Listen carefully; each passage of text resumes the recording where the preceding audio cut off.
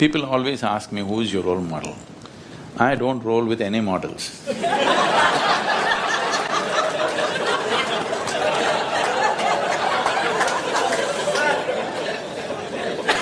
say, I have no role model.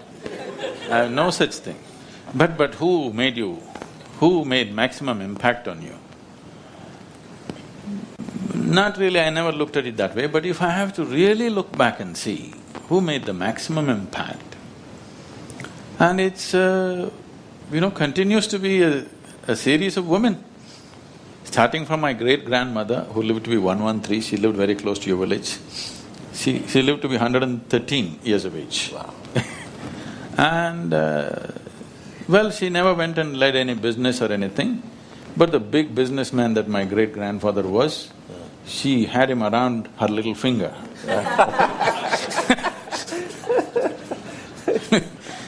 So, the leader's leader. Correct. The leader's leader… In the house. Maybe she chose to remain in the house, but do not underestimate the impact of that leadership. Any number of times this man in his adventure could have gone crazy and gotten lost. Those times, the person who held them back and encouraged them at the right moment, having a sane woman behind you. It's very important, I'm saying a sane one.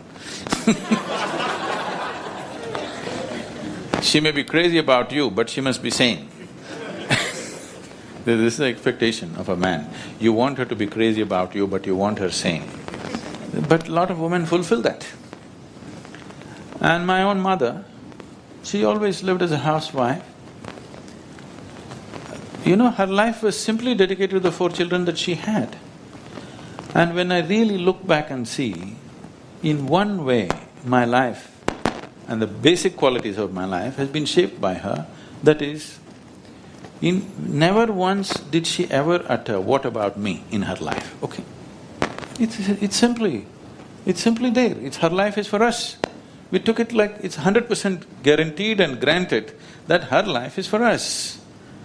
And just that quality, that somebody never said, "What about me?" and she always remained joyful and peaceful and singing and, doing just what is needed. I think that is one of the biggest leadership qualities that I have exhibited and been appreciated by people, that I never thought about what about me. And it's essentially an inheritance from her if you really look back, because she created that atmosphere. She never spoke about leadership, about selflessness and this and that, no lectures anywhere, but that's how she lived. And how can you not imbibe it in some way? You cannot help it.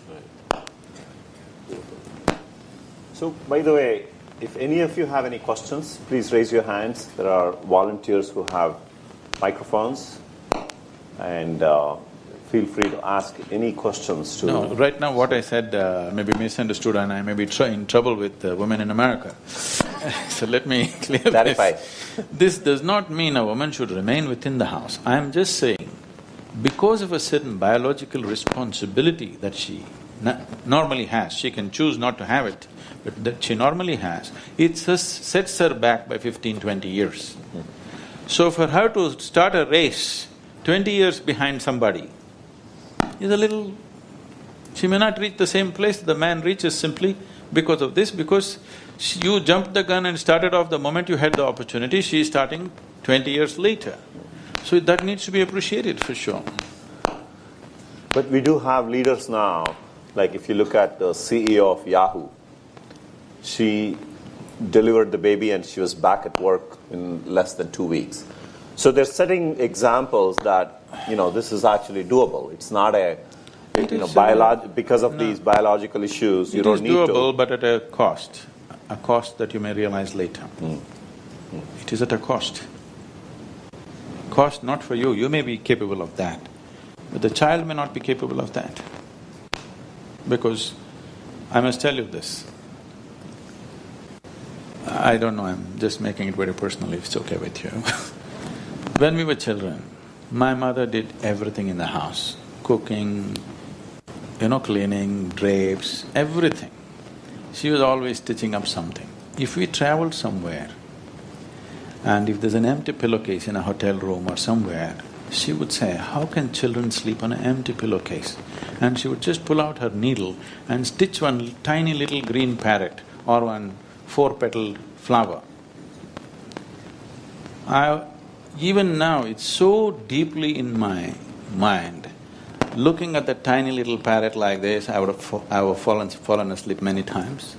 The tiny little parrot is not just a parrot. That expression makes you who you are. Today, those little things that I do, I don't do any great things to these people. Those little things that I do, they value it so much. This is just a multiplication of those little parrots that I saw on the pillowcase. Just for one night we were sleeping somewhere, but she would say, how can children sleep on an empty pillowcase? And she would stitch up one tiny little parrot. And do not underestimate these things. My father was a wonderful man. He was the one who brought all the resources to the home. But when I look back and see, I can imagine my home without my father very easily. But I cannot imagine my life without my mother. So, the values that we are setting the value of success need not always be measured in terms of economics. It has to be measured in terms of life.